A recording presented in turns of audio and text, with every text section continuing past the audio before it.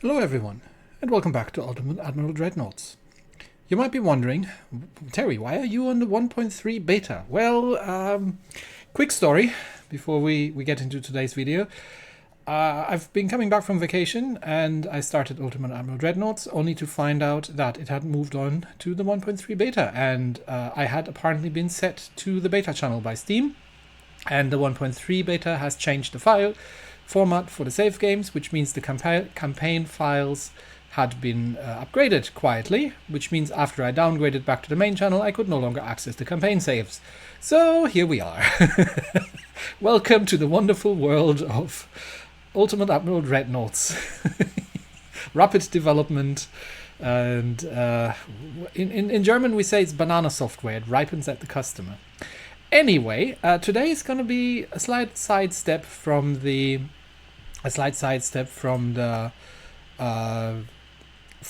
usual story mode, and I'm going to answer a couple of questions. Well, first of all, one question was, is there a sandbox mode? Well, actually, the whole thing started out as a sandbox mode. This whole custom battle thing was kind of the mode, I think, in the beginning, and the whole campaign has been added relatively recently.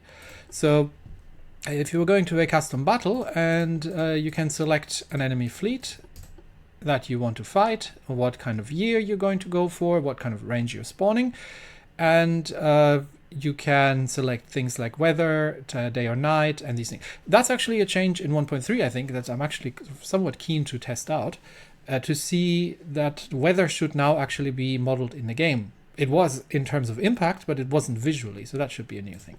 Anyway, the other thing that I've been sort of asked is, can you go through the mechanics a little bit for those of us who come around from World of Warships Blitz and really don't have necessarily an overview what all of these things mean.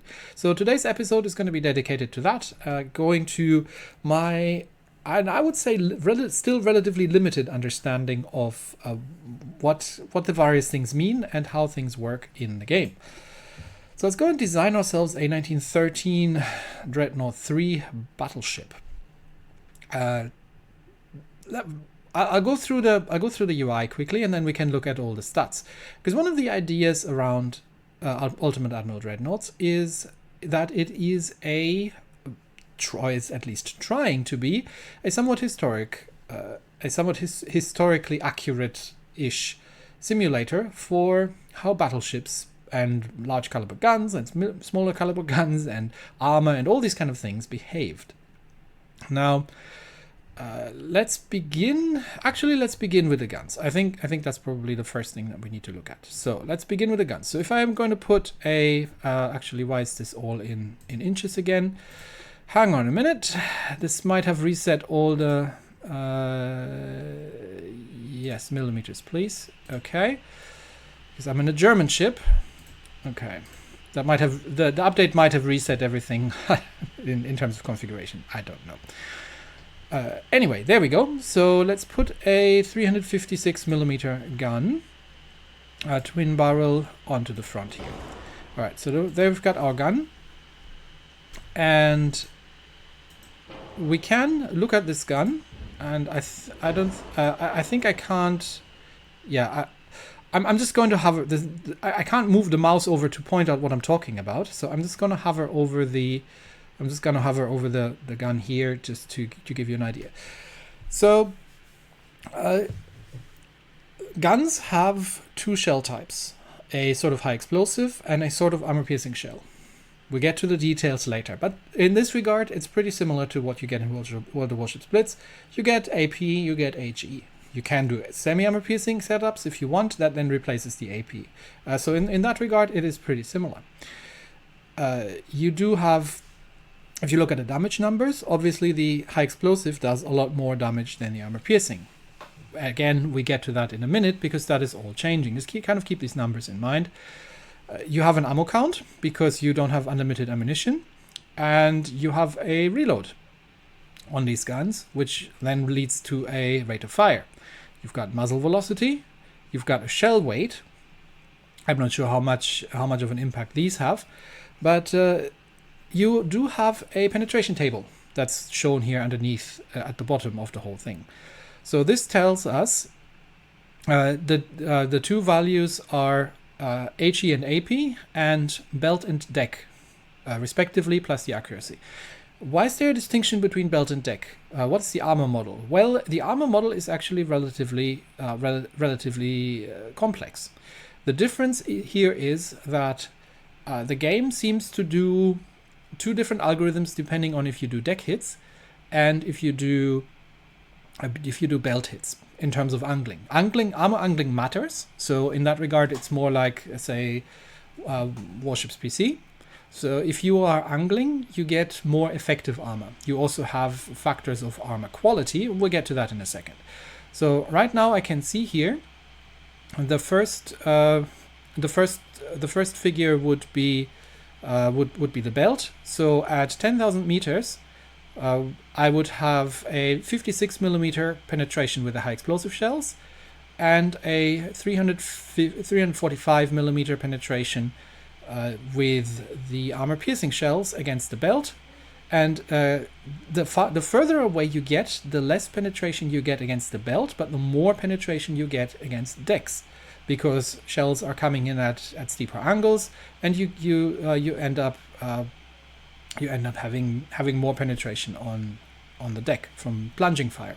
That's sort of what this is modeling, I think. Now, 345 millimeter of armor piercing belt penetration sounds like a lot. This armor value is actually normalized armor value. So if we're looking here, and if we were to put iron plate armor onto it, which I can't because this is too outdated, but if I was going to put iron plate armor on it, that's the armor value that this is getting compared to. So this is normalized armor. Because if I put, let's say, group 1 armor, and I can't, yeah. So down here you see the armor quality, right?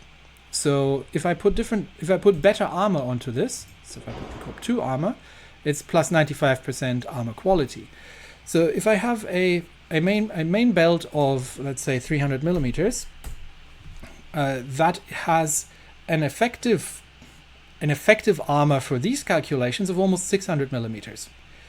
So you see these armor piercing shells don't actually have an awful lot of penetration if you compare it to the effective armor values, because even with the Krupp 2 armor, which is, what is Krupp 2?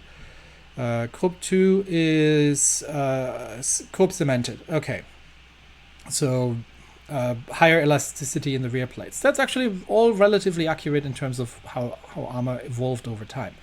But this means I actually get almost 600 millimeter of effective armor belt, which means the 345 millimeter here sound relatively low. That is down to the kind of shells that we're firing, because we are actually firing SAP, we're firing semi-armor piercing shells. Semi-armor piercing shells have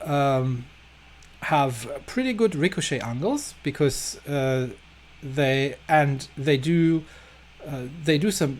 increase the amount of damage because they have larger bursting charges, but they have a much lower penetration. You see it there, the minus 45. So if we are changing that changing that up, then things will get very differently. So we can go from semi-armor piercing, which is the most extreme, biased towards more damage, less penetration, over to cap ballistic semi-armor piercing, standard shells, just regular AP, APC, and we get significantly improved penetration as we go, but we do less armor piercing shell damage. So if we switch over to cap ballistic 1 armor piercing shells, and now look at the guns, now at 10,000 meter we have an effective belt armor penetration of 827 millimeter.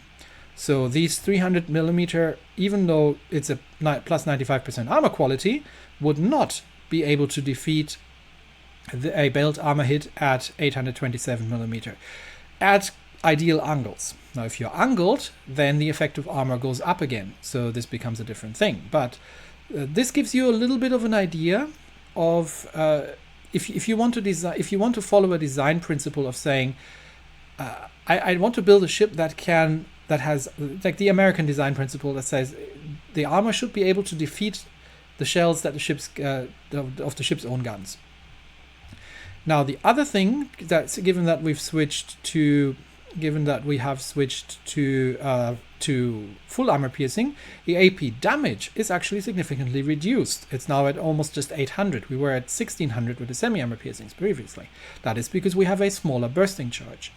Which brings us to the bursting charges, because that is also something you can mess with. Actually, in fact, we have two parts that we can configure here. We can say the propellant, so the thing that goes boom inside the barrel and propels the shell out, that we can configure into different values, and we can choose between things that make the shells better at the risk of blowing up more catastrophically.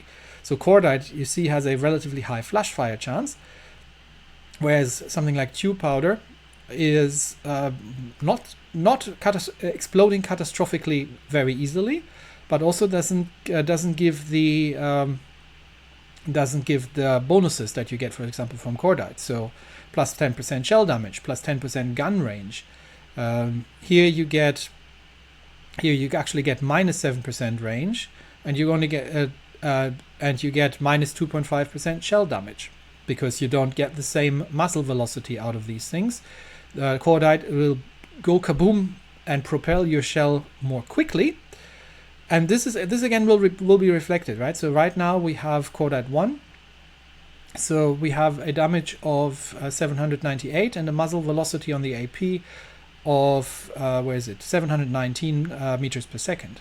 If we switch that over to tube powder, then we see our muzzle velocity has reduced, and our shell damage has been reduced as well on the AP. In return, if we look over on the stats on the right side, where is it? I'm gonna have to find it here. So the flash fire detonation chance is now at 30%. We switch that back to cordite, we get 85%. So significant difference. Now you'd be asking, Terry, why would you want 85% flash fire chance? Doesn't that mean that your ship instantly explodes? Yes, that's where the barbette armor comes in, because we haven't put any. So if we put the barbette armor in, that gets significantly reduced. But still, the other part that's playing a role here in this kind of damage, chance of catastrophically exploding British battlecruiser style things, is the bursting charge. So the bit that is in the shell that goes kaboom on impact on the enemy ship. So we're currently using Dunite, which does a lot of damage, but again significantly increases the chance that it does a lot of unintended damage of where it's not supposed to do it. So if we switch that over, say, to TNT2, we see that the flash fire chance is down to 40%. And now, however, our damage numbers have actually changed as well. So this Dunite would have been great for, this gets 10% shell damage and 25% HE shell damage, whereas the TNT gives 15% general and only 10% HE damage. So the HE here is now doing slightly less armor, but at a significantly reduced chance of your own ship going kaboom. So these are the sort of things that you can play with. The amount of loadout, and then you obviously always need to balance it, because that is balancing designs is the biggest problem that you're running into in this game, because you can't have everything. You can't have great speed, great armor, and great firepower. You have to choose. So there's always trade-offs. For example, if we were looking at the hull, this hull can do an optimal speed of 22.3 knots. That doesn't mean we can't go faster than that. But keep an eye on the weight. Right now we have a displacement of 30,500 tons, of which we have only used half. Let's put that up to 22 knots, and we are using a bit more weight. Why is that? Because we need more powerful engines and more fuel storage. Let's put that up to 30 knots, and we are using all our weight. So we couldn't build the ship that goes 30 knots on this hull, because the whole hydrodynamics literally just don't support that, and we would need so much engine power that it would consume the whole displacement of the ship. So it just literally can't do it. So you have to pick your somewhat reasonable reasonable values.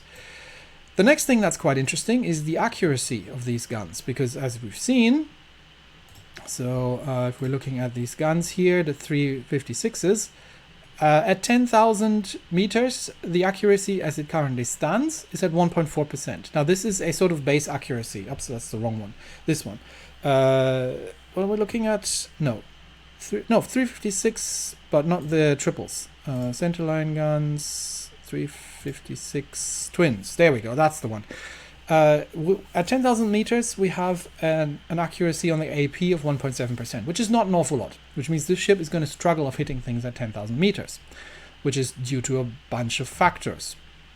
So we can, for example, this is a World War I design, so we don't have radar.